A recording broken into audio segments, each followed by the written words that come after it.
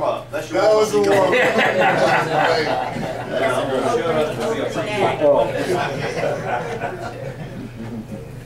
Well, how is everybody this morning? I am truly honored to be here. I'm Donald Humphrey. My claim to fame is I've written a book, and it's a fiction book about basically 7 friends who discovered the missing Confederate gold. We don't know whether it's lost yet. Somebody might know where it's at. We don't know these things. The other day, when was it? Tuesday or Wednesday? I'm going down the road to my favorite gas station, and off to my left, I see through a barrier, I see a guy standing in his truck. And as I'm going by, I'm saying, "Boiled peanuts, boiled peanuts." I'm gonna grab me a bag when I get back from the store. Sure enough, I go down and I get my gas and come back.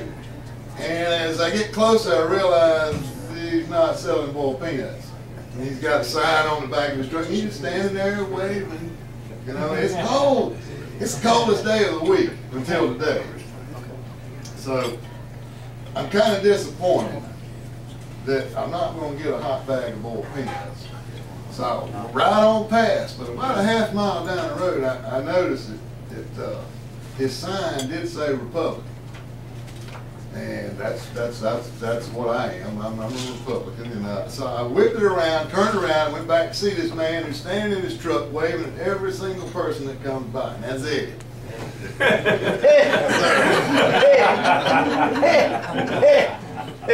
I whip it around there, and I got a van that's about 19 feet long, so between the two of us, we kind of hold our own on that corner over there. So we start talking, and we talk about a lot of things. We talk about presidents, and we talk about presidents, and we talk about presidents. And somehow or another, we got talking about other things, and my book comes up, and he told me his wife had written a book. And that kind of blossomed into a bigger conversation about books. So he invites me here to speak to you about my book. And I'm sorry I wore, he asked me a while ago why I wore a Western hat. And I said, well, my wife Brenda is a courier, and she rides all over the place. She's up north a lot, and she left my clothes out this morning for me to put on since it's real early. She left me 2 hats. This is the other hat. Now, I will tell you, she said, well, they wear them all the time up north. We don't care how they do it. I do. I had faith somebody would come back with that answer right there. Brother, you have to tell this is South Carolina. That's exactly right. I look like a walking Easter egg with that thing on. You look like the other stuff. Ah, well now, I'm not going there because there's a mixed group here. If the Yankees don't like it, that's their problem. Okay, this is my book, Jackson's Rapes. Now, 10 or 15 years ago, I started, rough drafted out. I was born in Pensacola, Florida. But my dad was, at that time, is chemstrand. We were chemstrand transplant from Florida to Greenwood. So I grew up in a little town called Due West. Anybody heard of Erskine College? Yeah. Okay. Well, I'm a Lander graduate. So. But I grew up in Due West, which Abbeville, which is where this book takes place, that's my stomping grounds, childhood stomping grounds. Now, my background's kind of in education. I'm disabled because I've 22 years of rheumatoid arthritis. Just past a couple of months ago, I became disabled. But my past has been with teaching kids. So, and I've got 2 of my own and 2 grandchildren. So I've got plenty of background for this book. Now it's about 7 middle schoolers. Okay, and it's a terrible thing happens to their town. The economy tanks, and one of the largest corporations in town closes, And these kids find out, they're a very tight-knit group, they find out that they're going to be breaking up because their parents are leaving because they can't find work. And this is the book that tells what they do about it. First, it's all about they're going to rake leaves and wash cars, so everybody gets to stay. But in writing the book, I had two major things, historically speaking. I knew that 146 years ago, Jefferson Davis, President of the Confederacy, was on his way down to the south, somewhere points south of here, and he passed through Abbeville. And he dissolved the Confederate cabinet in Abbeville at the Burke-Stark Mansion. I know that the gold, the war chest, Confederate war chest, that he was carrying with him, made it to Abbeville. There are witnesses. But there's no witnesses saying it left Abbeville. And when he was captured on this side of the Savannah, he didn't have it with him. So every town, not just Abbeville, but every town from the North Carolina border to the Georgia border, Savannah River, claims that that gold was left there. And Abbeville is actually not the only town claiming to be the birthplace and deathbed of the Confederacy. You have Secession Hill in Abbeville, and that's supposedly where South Carolina seceded from the Union. And you have the Burke-Stark Mansion in Abbeville. That supposedly is where Jefferson Davis dissolved his cabinet.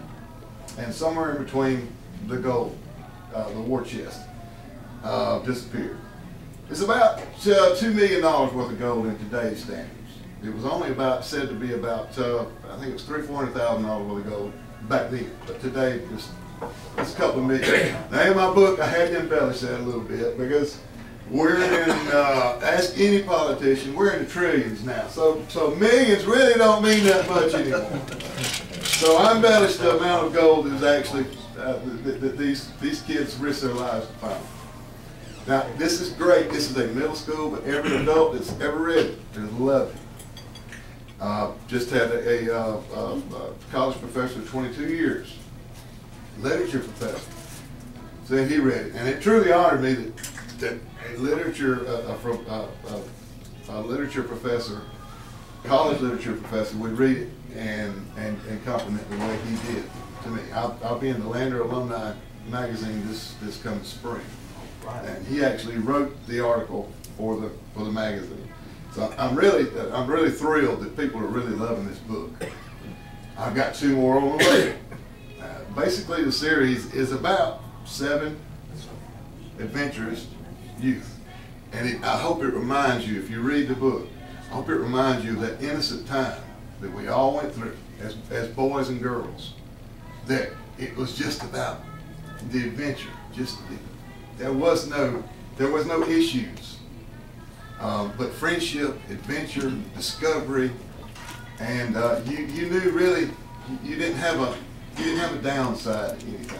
You weren't thinking about it. It was just an adventure, and that's what I'm glad I caught. I think I captured that in this book. Now, the book takes place in Abbeville, actually under Abbeville, about 4 stories.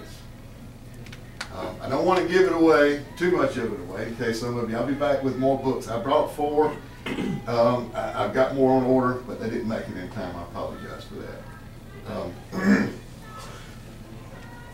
The book is about a secret Confederate complex that was built to house the gold, to continue the war.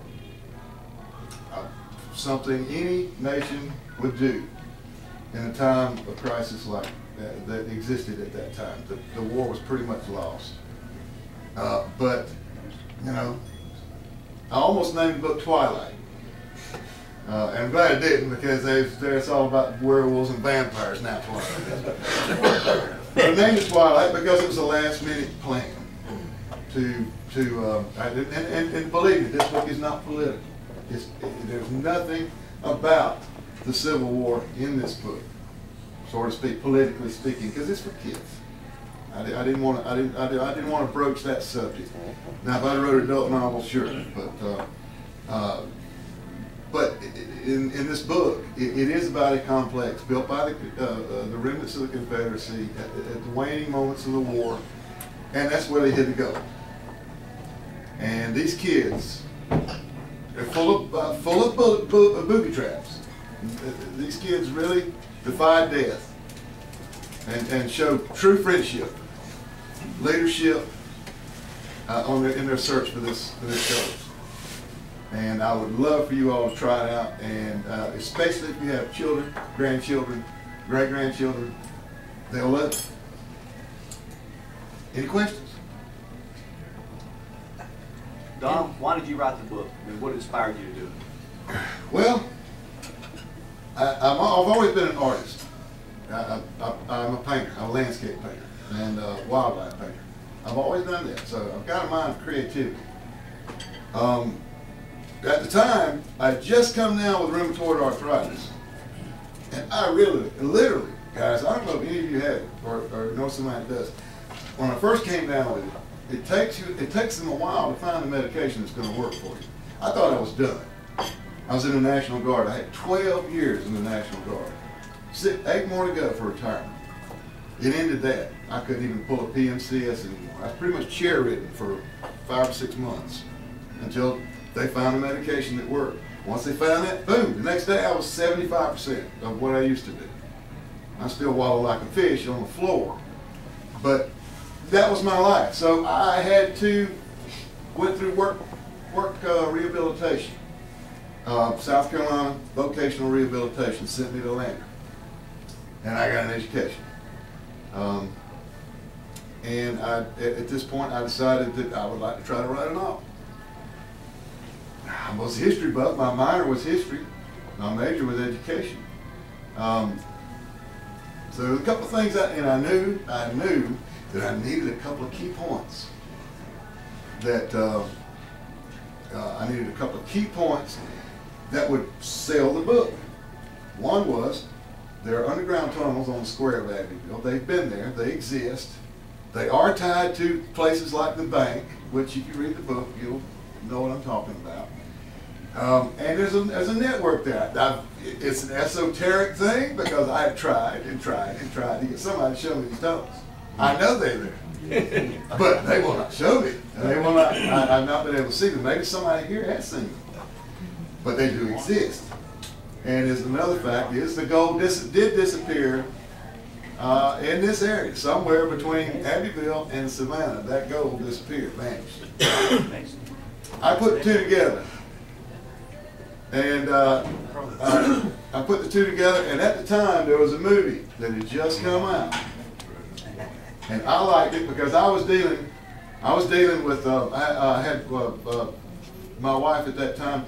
We had an after-school club, and we dealt with 1st through 6th graders. And there was a movie that came out that the kids saw in the after-school club called The Goonies. The Goonies, I don't know if anybody knows about it, but it's a group of 5 or 6 kids that go on a similar adventure because of similar circumstances. I just put my history together and created my own adventure. I promise you, you will like it. We will talk about it. You will enjoy it. And I guess the top to answer is I needed to find a new way. I needed to try new things because I was getting beat up pretty bad as far as the arthritis was going, and I needed to rethink my situation because physically at that time I thought I was finished at 30. That's one with the gold has been in. Sir? Was it in coins? The gold was in coins. Now it was in $20 gold pieces, but I don't know. I actually looked. I don't know if it was stamped in U.S. currency or Southern currency. I don't know. They had some of everything, but there's no description in it. You couldn't find either. Yeah, they had all kinds of stuff. Anything that was valuable, they had it. I would think that there was more than just the war chest was more than just $400,000 worth. I would think that they were actually pulling all the gold. I would think they had gold everywhere in certain places because it was wartime.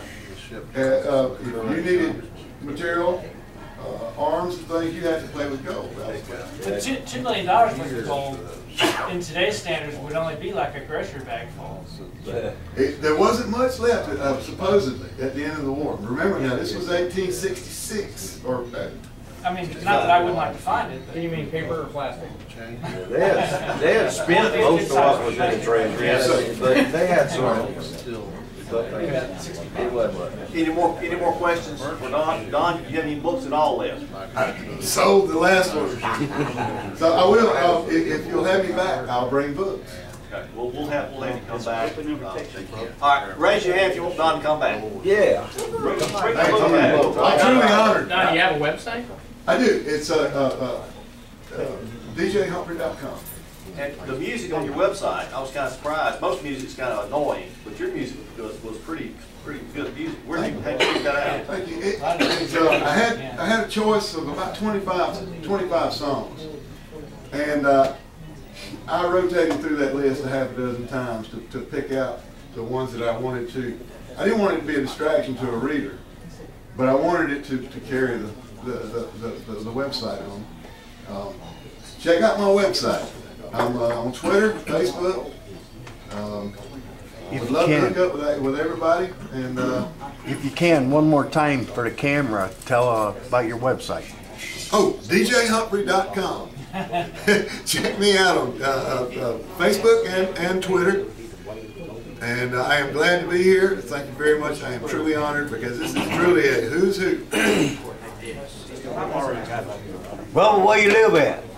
I live on Lake Murray. Lake Murray? Do you know where the double bridges are? That's fine. I just want to know where you live. Yes. You're done? No. Science. Chemistry. Thank you. Let's give Don a round of applause.